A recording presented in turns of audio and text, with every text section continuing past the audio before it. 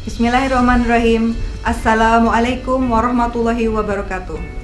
Honorable Dr. Kartini Rustandi, representative from Indonesian Ministry of Health. Honorable Professor Dr. Hamam Hadi, Rector of Alma-Ata University.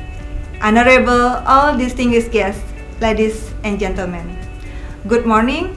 I'm happy to greet all of you here on behalf of our organizer and host of Asia Pacific Partnership on Health and Nutritional Improvement Conference 2020.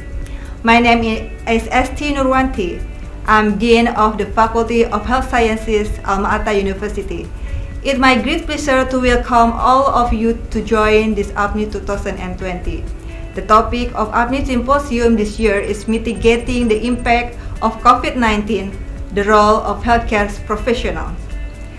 The outbreak of coronavirus disease 2019 or COVID-19 has become a global health emergency on a pandemic scale. In efforts to mitigate the current COVID-19 pandemic, government agencies and scientific and medical communities worldwide are working on new approaches to reduce infection and decrease mortality rates among infected individuals. For now, most of countries with a high case burden have adopted a combination of large-scale testing, contact tracing, isolation, and quarantine, in parallel with social distancing measures to curb the COVID-19 pandemic until a durable cure or prevention strategy is developed.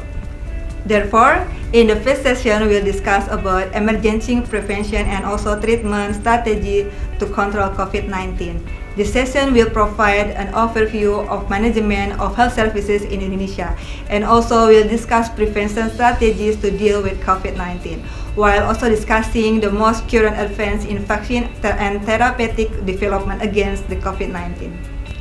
In response to the COVID-19 outbreak, government, stakeholders, and community have to support vulnerable population to prevent, prepare for, and respond to possible community transmission of COVID-19.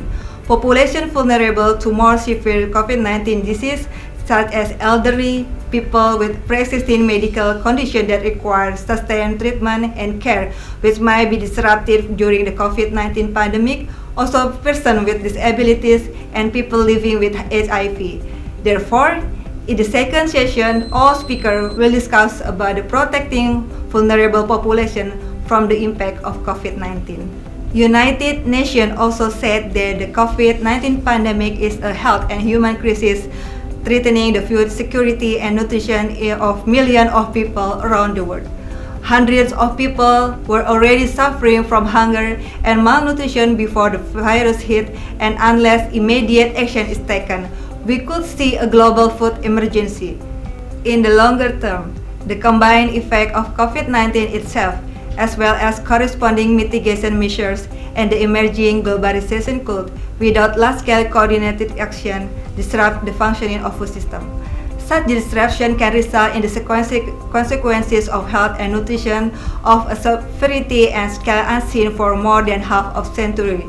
Therefore, the third session, the impact of COVID-19, nutrition and mental health in Indonesia, Malaysia, and Latin America. In this conference, we invite government, key health, and educational institutions and non-governmental organizations around the world. We invite the speaker from Thailand, Taiwan, Malaysia, USA, Latin America, Japan, to Indonesia. My hope is that today gives us an opportunity to build stronger ties between academia and health services in around the world, when we in the next year address how we all can contribute to improve health for all, particularly during COVID-19 pandemic. Ladies and gentlemen, this conference will discuss many important updated information related COVID-19. This is why we are here today. We believe that with interprofessional collaboration, we can get the best way to solve health-related problems, especially during COVID-19 pandemic.